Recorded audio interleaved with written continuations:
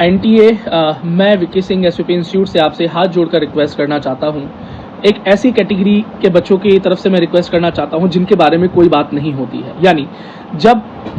Problems होती हैं तो हमेशा नॉर्मल बच्चों के लिए यानी सभी बच्चों के लिए बात की जाती है, लेकिन कभी भी पीडब्ल्यूडी बच्चों के बारे में नीट में कोई बात नहीं की जाती। जैसे कि फिजिकल वेरिफिकेशन का जो प्रोसेस है, अब रीनीट होने की वजह से 1 महीना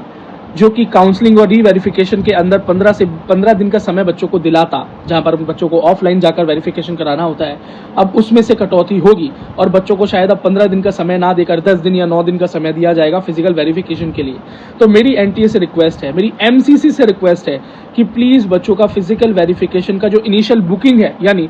बुकिंग का मतलब कि कहाँ बच्चा जाकर अपना फिजिकल वेरिफिकेशन कराना चाहता है, किस सेंटर पर कराना चाहता है, वो ऑनलाइन ही स्लॉट बुक कर सके, उसे ऑफलाइन सेंटर पर जाकर एप्लीकेशन ना लगानी पड़े। और ये एक बहुत ही प्रॉब्लमेटिक एंड बहुत ही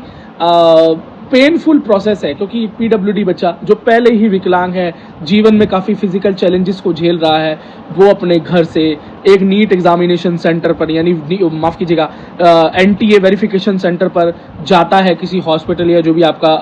कॉलेज है जो डिसाइड किया गया है वेरिफिकेशन के लिए, वो हो सकता है उसके घर के पास हो तो बहुत अच्छा, लेकिन हो सकता है उसके घर से कई किलोमीटर दूर हो, क्योंकि लिमिटेड सेंटर्स हैं, हर कहीं नहीं है। और छोटे छोटे गाँव से आने वाले लोग, रिमोट एरिया से आने वाले लोगों को तो बड़े बड़े शहरों की तरफ मूव करना ही पड़ता है। फिर वो वहाँ तक जाते हैं, पैसा, समय,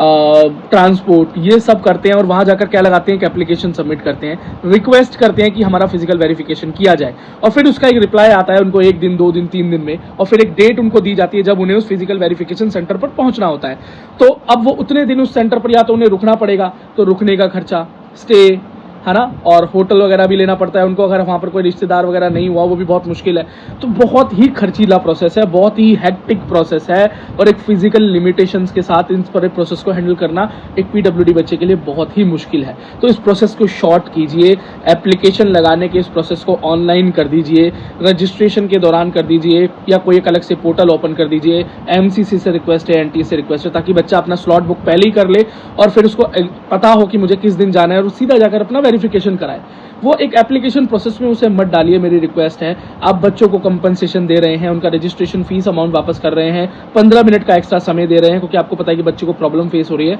तो इन फिजिकल ही चैलेंज बच्चों को जो प्रॉब्लम फेस करनी पड़ती है, कोई उसके बारे में बात क्यों नहीं करता। और मैं सभी पीडब्ल्यूडी बच्चों से रिक्वेस्ट करूंगा कि इस रील को अधिक से अधिक शेयर करना, बच्चों लाइक करना, कमेंट करना, ताकि ये रील सही जगह तक पहुंच जाए। All the best.